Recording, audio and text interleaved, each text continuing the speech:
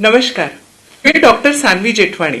आपण सर्व मला एक कलावंत म्हणून ओळखता, पण आज मी आपल्यापुढे या महाराष्ट्र राज्याची निवडणूक सदिच्छा दूत म्हणून तुमच्या, माझ्या, आपल्या सर्वांच्या एक महत्वाच्या जबाबदारीबद्दल बोलण्यासाठी आली आहे. ही जबाबदारी मोठी आहे, पण कठीण नाही. उलट मी तर म्हणणार हे आपलं कर्तव्य आहे.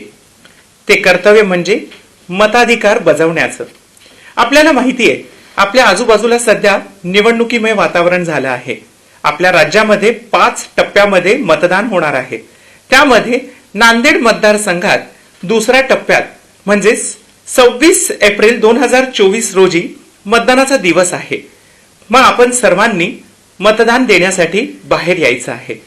ही निवडणुकी फक्त राजकारणी उमेदवारांसाठी नाहीये, ती तुमच्या, माझ्या, या देशाच्या भविष्यासाठी आहे.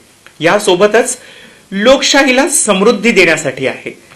आपण सर्वांनी कुठलेही कारण न देता मतदान करण्यासाठी घराबाहेर पडायचं आहे. मतदानाच्या दिवशी जी आपल्याला सुट्टी मिळणार आहे, ती सुट्टी मतदानासाठीच आहे बरं का. आपण मतदान न करता सुट्टीवर जाऊ नका. आणि आणखीन एक महत्वाची गोष्ट म्हणजे मतदानाआधीच आपण आपलं मतदान केंद्र कुठलं हे तपासून घ्यायला पाहिजे.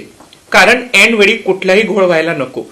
त्यासाठी वोटर हेल्पलाईन आपल्या मदतीला आहेतच. मग तुम्ही सर्व माझं ऐकाल ना. या वोटिंगसाठी बाहेर पडायचं आहे आणि आपल्याला सर्वांना या येत्या निवडणुकीत नांदेड जिल्ह्यामध्ये जे मतदान होणार आहे ते 26 एप्रिल 2024 ला मतदान देण्यासाठी आपण येणार ना.